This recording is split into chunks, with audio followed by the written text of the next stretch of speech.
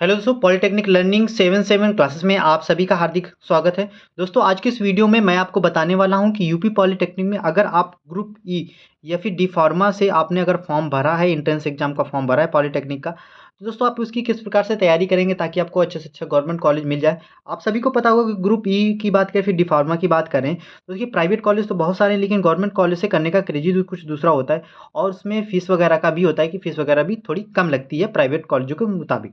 ठीक है, लेकिन दोस्तों यहाँ पर मैं इस वीडियो में आपको दोस्तों गारंटी देता हूँ कि अगर आप ये वीडियो अच्छे तरीके से देख लेंगे तो दोस्तों आपके एग्जाम में चाहे 5 दिन बचे हों, 10 दिन बचे हों, 3 महीने बचे हों, 6 महीने बचे हों, अगर आप इस स्ट्रेटजी को फॉलो करते हैं तो दोस्तों मैं गारंटी देता हूँ आपको कोई ना कोई गवर्नमेंट कॉलेज डेफिनेट मिल जाएगा, चाहे आप किसी भी कैटेगरी से बिलोंग करते हों। ठीक है, तो सबसे पहले बात मैं दोस्तों उस ग्रुप ई के बारे में बेसिक चीज़ें भी बता देता हूँ। हाँ दोस्तों, ये बता दूँ कि अगर आप बिहार उत्तराखंड से भी देख रहे हैं तो कोई इशू नहीं है, ये सब आप सबके लिए एप्लीकेबल है। सबसे पहले आपको क्या दोस्तों ये पता करना ज़रूरी है, जैसे आप अगर आपने ग्रुप ई से फॉर्म भर रखा है तो बहुत अच्छी बात है। ग्रुप ई में भी तो दोस्तों क्या होता है, 2 ग्रुप होते हैं, एक होता है ई1, एक होता है ई2। वो तो बात ये स्टार्टिंग में इस वजह से डिसाइड होता है कि ये अभी योग्यता में बताऊँगा दोस्तों क्या होता है। ये 12th लेवल से फॉर्म भरा जाता है। अगर आपने बायो से 12th किया है तो भी आप फॉर्म को भर सकते हैं। अगर आपने मैथ से 12th किया है तो भी आप इसका फॉर्म भर सकते हैं। ये आपका डिसाइड हो जाता है, जैसे अगर आपने ई1 या ई2, ये डिसाइड करता है कि आपने मैथ से किया है या फिर साइंस से मैथ से किया है या फिर आपने बायो से इंटर किया है। बाकी फॉर्म बायो वाले और आपके मैथ वाले दोनों ही स्टूडेंट भर सकते हैं। तो मैंने योग्यता की बात बता दी, यानी कि आपको मिनिमम 12th होना चाहिए।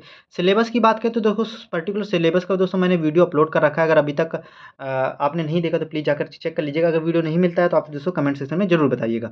अब बात करते हैं एग्जाम पैटर्न की, तो दोस्तों एग्जाम पैटर्न की बात करें तो इसमें भी दोस्तों कितने क्वेश्चन आते हैं, तो दोस्तों इसमें भी आपके 100 क्वेश्चन आते हैं। अगर आपने इसमें किसके मैथ के आएंगे, पर्टिकुलर आपके साइंस के क्वेश्चन आएंगे।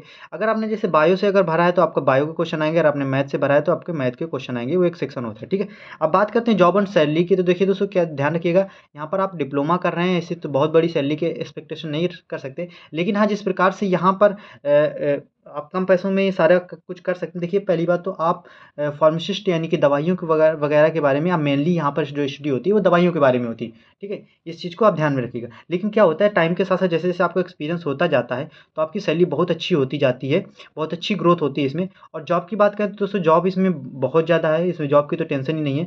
आप प्राइवेट हो चाहे आप गवर्नमेंट, दोनों ही सेक्टर में आप अपना करियर बना सकते हैं। जैसे आप हॉस्पिटल वगैरह देखते हैं, फिर जहाँ हर एक क्लिनिक में एक केमिस्ट होता है, तो ये सिंपल सी बात है, तो हर जगह इसकी बहुत ज़्यादा रिक्वायरमेंट होती है। तो डेफिनेटली इसमें जॉब की तो कोई टेंशन लेने की बात नहीं है, और सैलरी भी बहुत अच्छी खासी होती है। इसमें भी 20,000 मिनिमम आपकी स्टार्टिंग होती है, 20,000 से स्टार्टिंग हो जाती है। ठीक है, अब बात करते हैं कि इसकी तैयारी सर कैसे करें। तो दोस्तों अब आया आपका मेन टॉपिक की तैयारी कैसे करें। तो सबसे पहले देखिए दोस्तों, जो मैं आप यहाँ पर आपको टॉपिक बता रहा हूँ दोस्तों, उन सबको केवल देखना ही नहीं, अगर आप चाहें तो उसे आप कहीं एक जगह नोट कर सकते हैं और उसी को फॉलो करना है। अगर अभी तक आपने कुछ पढ़ा है, नहीं पढ़ा है, कोई दिक्कत नहीं, जो चीज़ें मैं आप इस वीडियो में बता रहा हूँ उसको मात्र 8 दिन आप फॉलो करिए।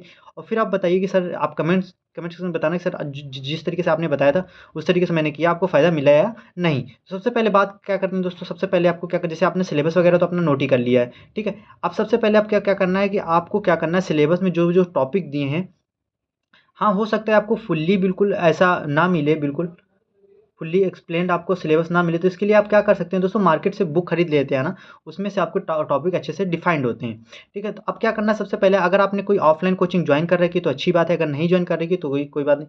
अगर आपने ऑफलाइन या फिर ऑनलाइन कोचिंग ज्वाइन कर रखी है, पेड बैच कोई ज्वाइन कर रखा है, देखिए सारे टीचर अच्छे होते हैं, जो टीचर आपको समझ में आए उससे पढ़िए। मैं किसी यहाँ पर प्रमोशन करने वाला नहीं हूँ। अब दोस्तों ऐसा हो सकता है कि आप ऑनलाइन ऑफलाइन कोई भी नहीं कर रहे हो, यानी कि कहीं से भी क्लास ना कर रहे हो, आप चाहते हैं कि सर मेरे पास पैसे नहीं हो, मैं यूट्यूब से करना चाहूँ, तो जी दोस्तों आप यूट्यूब से भी तैयारी कर सकते हो, कोई टेंशन बात नहीं है। बस आपको क्या करना है, पर्टिकुलर डेली एक टॉपिक को अपने यूट्यूब पे सर्च करना है, और जिस टीचर का आपको वीडियो अच्छा लगे उसका वीडियो आपको कम से कम 2 से 3 बार देखना है, अगर समझ में नहीं आ रहा है। ठीक है, अब इसके बाद जब आप अपना ये सारा का सारा जो सारी क्लासेस देख लेते हैं, क्लासेस देखने के बाद फिर आपको क्या करना है, आपको दोस्तों प्रीवियस ईयर के क्वेश्चन पेपर सॉल्व करने हैं। आप पूछेंगे सर ये कहाँ से मिलेंगे, तो प्रीवियस ईयर के क्वेश्चन पेपर दोस्तों आपको सिंपल सा, आप चाहें तो आप अपने ऑफलाइन स्टोर, जो आपके पास ऑफलाइन स्टेशनरी की दुकान हो वहाँ पर मिल जाएंगे। अगर नहीं मिलते हैं तो दोस्तों आप ऑनलाइन भी आराम से मंगा लीजिएगा। 10-20 रुपये, 20 रुपये का फ़र्क होता है जो डिलीवरी चार्ज लेते हैं, बाकी तो सेम ही है।